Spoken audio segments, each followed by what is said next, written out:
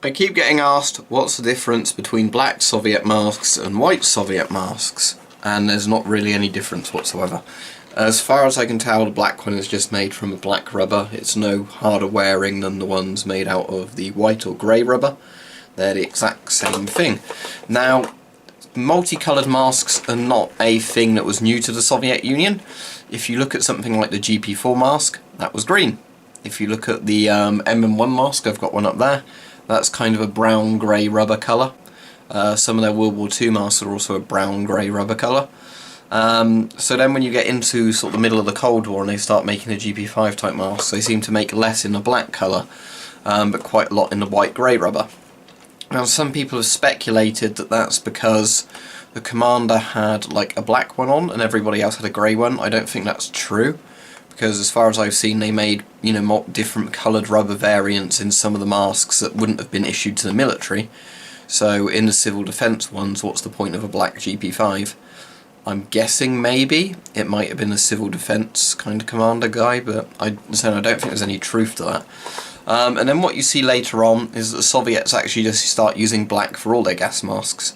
I think to try and be more Western, we'll make the mask with the black rubber all of the time. So if you look at the PMK or GP7, they're both black rubber.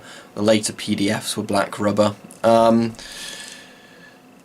as far as I can tell, there's no real difference or strength to each one. They're both really, as far as I can tell, the exact same thing. You know, I can't really elaborate more on that. As far as I can tell, maybe the Soviets had a load of rubber of different colours laying around, and for cheapness factors they made masks of both. Maybe one factory just made lots of black masks and the others made white masks, and then that's why there's less black masks on the market. I don't know. But as far as I can tell, really, they are the exact same thing, both of these masks. I think they have a slight different smell to them, but you can never tell if that's just how they've been stored or how the rubber's kept. But as far as I can tell, these masks are the exact same. You know, there's no difference to them. So, sorry if that's a disappointing video for you, but I don't think there's anything special about the black Soviet masks.